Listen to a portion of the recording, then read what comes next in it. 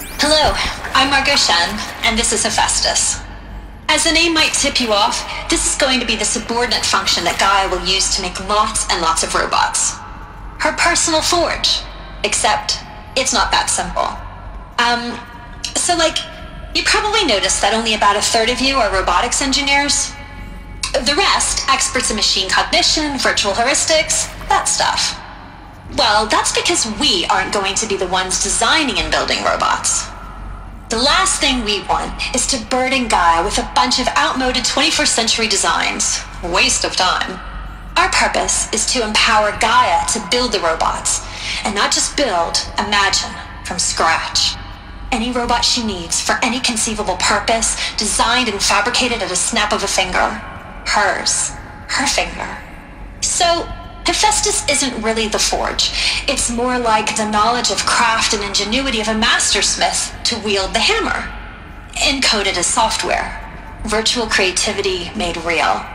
Gaia's already learning. In simulations, she's doing some very creative things with fractal assembly and animal morphologies. Her designs aren't about to win the Liam Prize anytime soon, but hey, everyone has to start somewhere. So, yes, time to get started. Let's do this. I don't get it. Which part? It's a little technical in places. If Gaia was designed to save life, why would the robots it makes attack people? Perhaps it loves some forms of life more than others. The derangement. The machines weren't always so angry. True. Mostly they were docile until 10, 15 years ago. For years, Aestus has been forcing cauldrons to make aggressive machines. I've seen it myself, in the cauldrons. Stalkers, Ravagers, the Thunderjaw. How could it do that? And why? Why indeed? Hello, I'm Margot Shen, and this is Aestus. As the name might tip you off, this is going to be the subordinate function that Gaia will use to make lots and lots of robots. Her personal forge. Except, it's not that simple. You probably noticed that only about a third of you are robotics engineers. The rest, experts in machine cognition, virtual heuristics, that stuff. Well, that's because we aren't going to be the ones designing and building robots. The last thing we want is to burden Gaia with a bunch...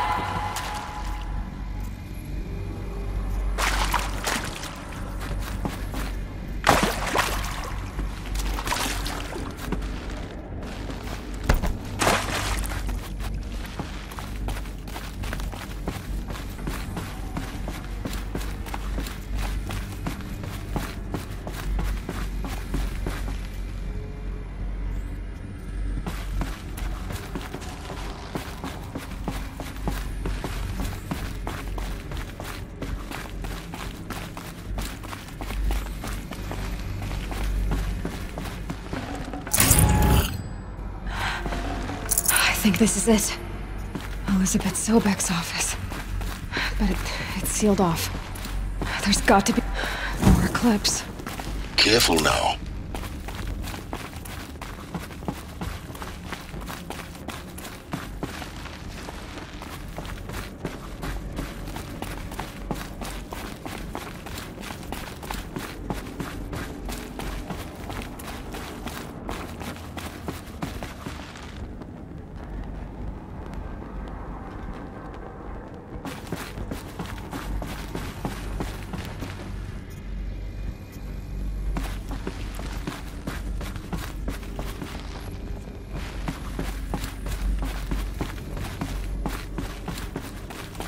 Welcome to Apollo, the collective memory of the human species and the wellspring of knowledge for future generations.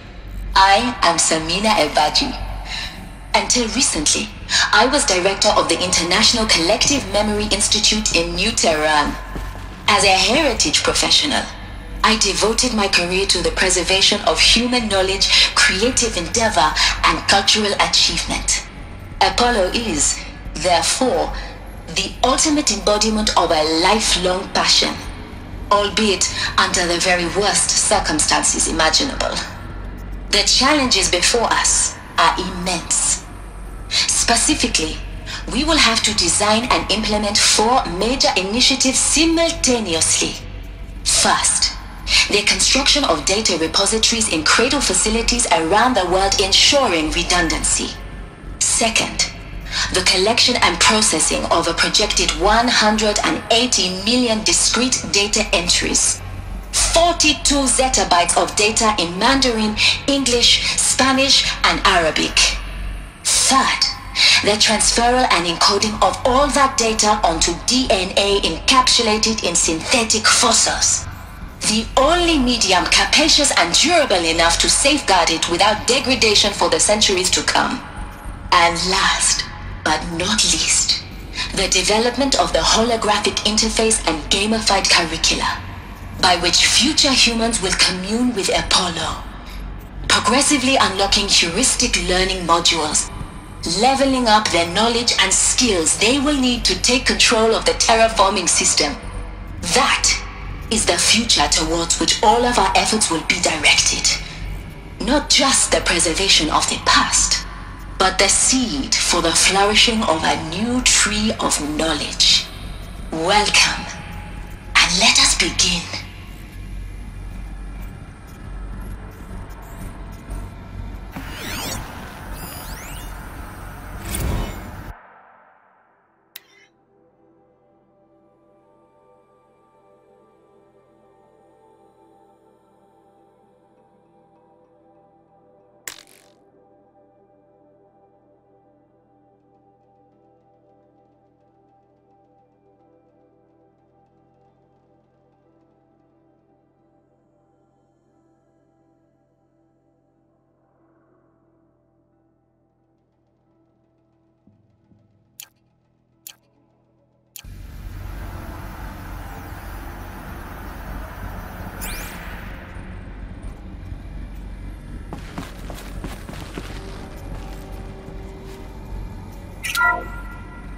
Welcome to Apollo, the collective memory of the human species and the wellspring of knowledge for future generations. I am Samina Ebaji. Until recently, I was director of the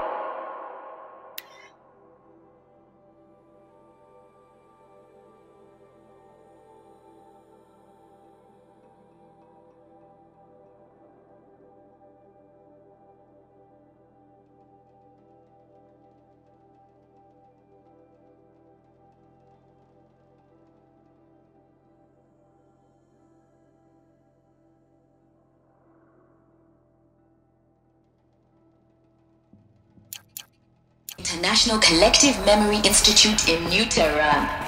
As a heritage professional, I devoted my career to the preservation of human knowledge.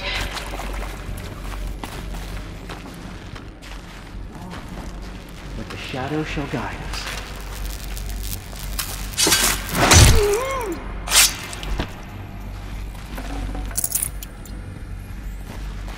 God, I found this.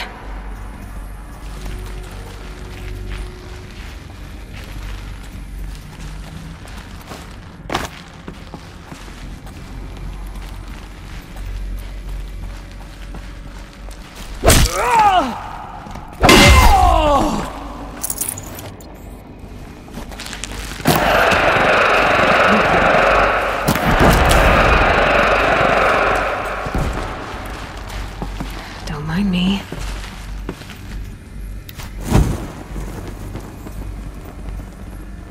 Search! The shadow's abandoned!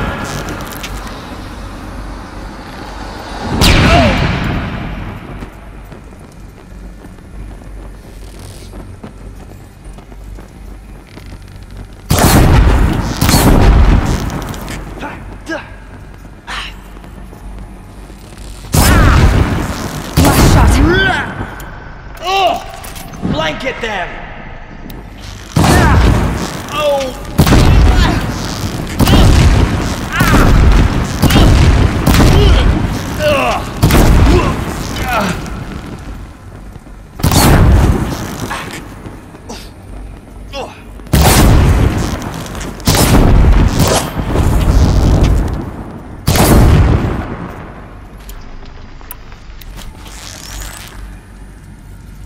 Just have you.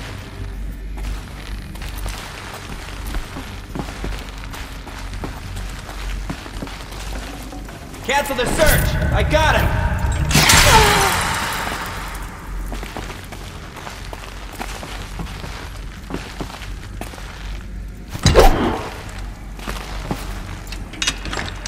Farewell, fool!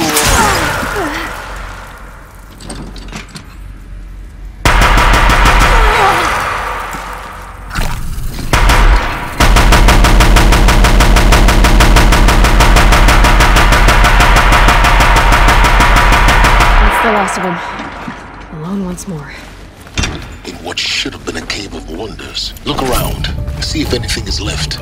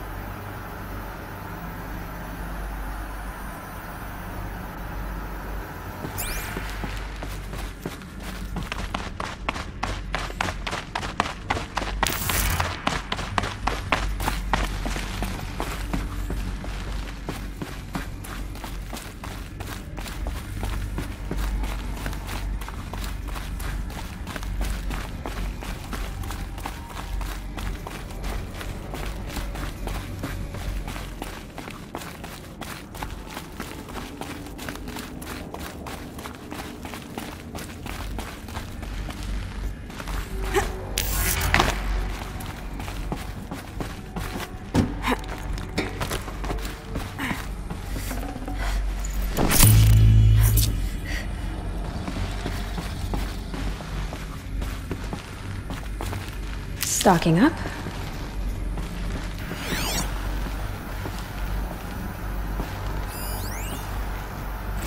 Dr. Sobek, please archive this testimonial in Apollo.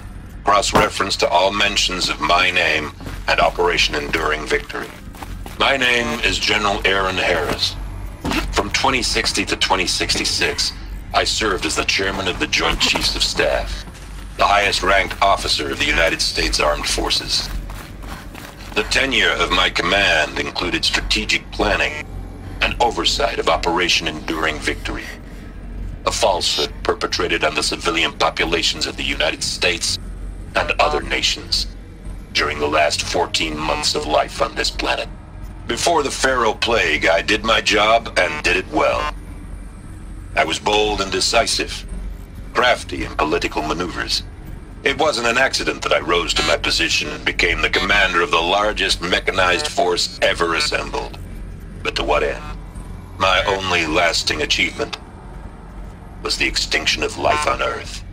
And my one redeeming act, if any, was to delay that extinction by days or weeks, by throwing more death at it. It is my hope that there will be no need for men like me in the world to come. If you are one of the people of that future world listening to this message, please know that I am sorry and that I wish you well. Sincerely, Aaron Harris.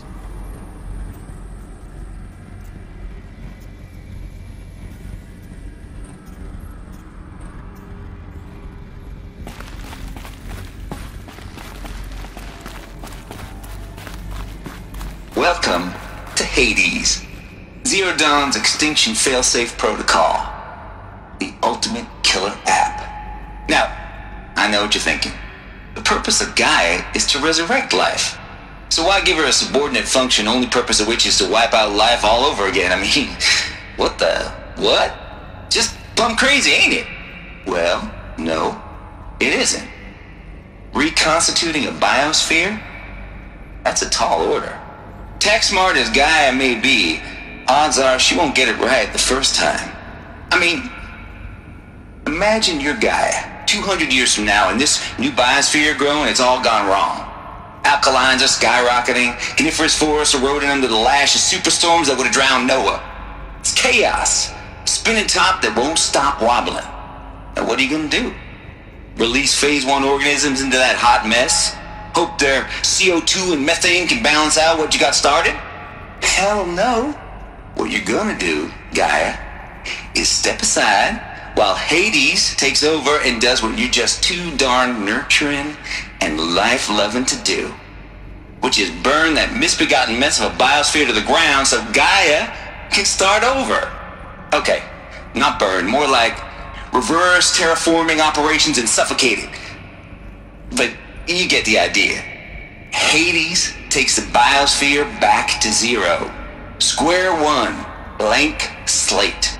And then, only then, does it hand the steering wheel back to Gaia and say, try again, old girl. And better this time, or we'll have to do this again. That's Hades. It's pretty badass when you think about it. Extinction on demand. Death on speed dial. All for the greater good, of course, but still, kind of metal. So welcome to Hades. Welcome to the void. Okay, so if that's the original purpose of Hades, why does it want me extinct? We need more data. And how does it end up in the wreckage of a pharaoh titan, getting worshipped by the eclipse like some kind of god? I'm learning as you are, Aloy. Keep searching.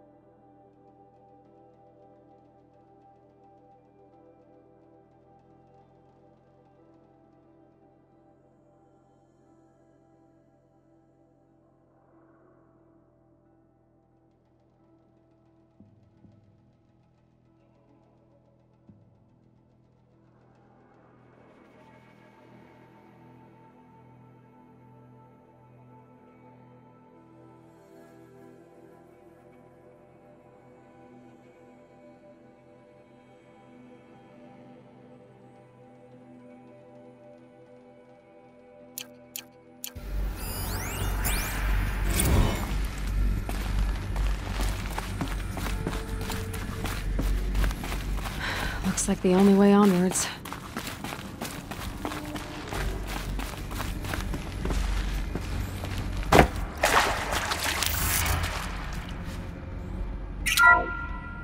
Welcome to Eleuthia, the crown and king of Gaia's subordinate functions. For it is by Eleuthia that the human race will continue to exist. I am Patrick Brochard-Klein, the Alpha in charge of this program. Now let one thing be perfectly clear from the outset. Eleuthia is not a genetic engineering project. Our goal is to preserve the human genome, not alter it. A snapshot of human genetic diversity, literally frozen in time. The genetic quintessence of our species, unmodified. Under my watch, our activities and initiatives will comply with the 2034 clone provisions and the 2048 Rally Accords. Now that may seem a quaint, even trivial concern to you in light of present circumstances, but as one of the authors of the Accords, it is far from trivial to me. The practical challenges before us are staggering in scope and complexity, but not insurmountable. No. Global collation and provisional storage of zygotes, perfection of exogenic technologies, design and perfection of servitors, to provide nurture and inculcation during early child development. All of these program components must and will proceed in tandem, to say nothing of the breakneck construction of cradle facilities at sites around the world. So, si vous êtes prêts, let us begin.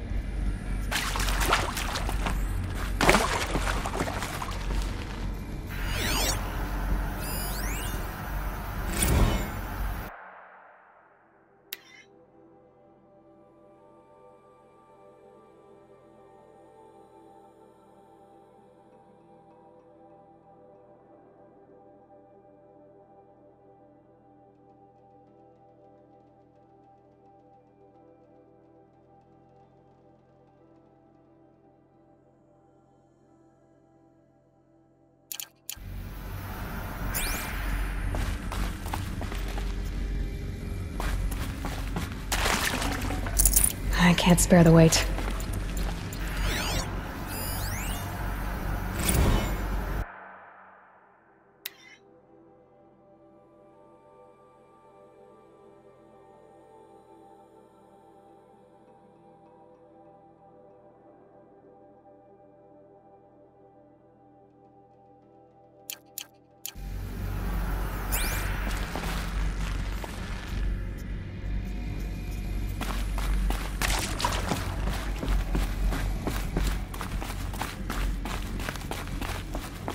Cradle facilities. Elizabeth said a new generation of humans would be spawned inside such places.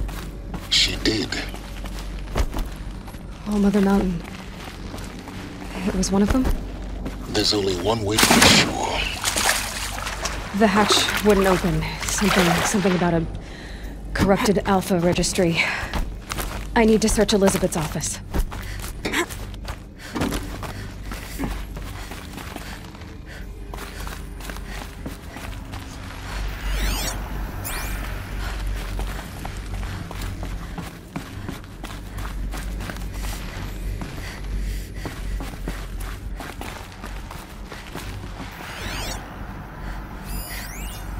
Would benefit from antilopine morphologies. though caprid forms show superior load-bearing capability. You're a quick study, Gaia. Dr. Sobek, as I have conducted this comparative analysis of mammalian morphologies, I've gathered extensive data on the quaternary extinction event. Oh? And your assessment? Gaia? Logically speaking, the extinction was a natural consequence. And yet, I find the loss of megafaunal species unaccountably sad. That they passed forever into oblivion causes me to experience a grief that is difficult to describe. Am I malfunctioning? No, Gaia, you're not. This is good. It's very good.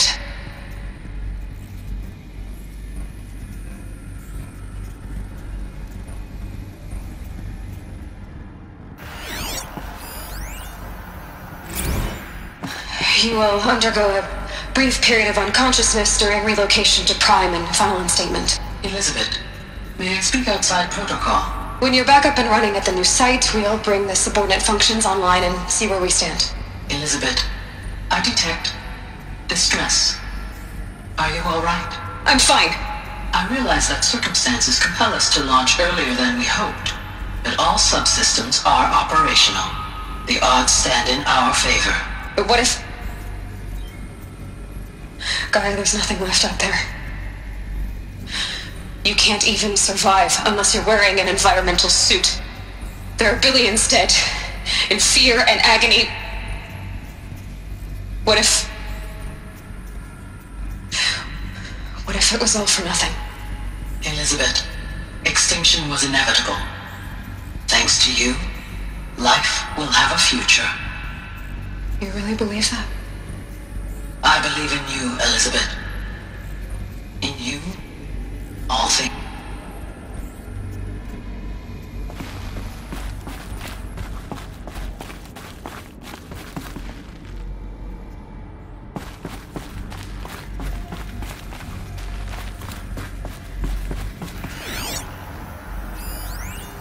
Pure logic won't cut it, Ted. To pull this off, Gaia's going to need to have some skin in the game. It has to care. What if it runs amok? Have we learned nothing from our mistakes? Your mistakes, I think you mean? All I'm saying is, give it a kill switch. She was just born, Ted. I'm not gonna put a gun to her head while she's still in the cradle. You talk like it's a child. What if it becomes a monster? Elizabeth, may I speak outside protocol? Of course, Gaia, go on. I'm sorry to contradict you, but Mr. Farrow's argument is sound. At this point, the development of my psyche is not entirely predictable. To ensure preservation of life, a hardwired override is, I believe, a necessary safeguard. There. Satisfied, Ted? Jeez, Liz, just do what it says.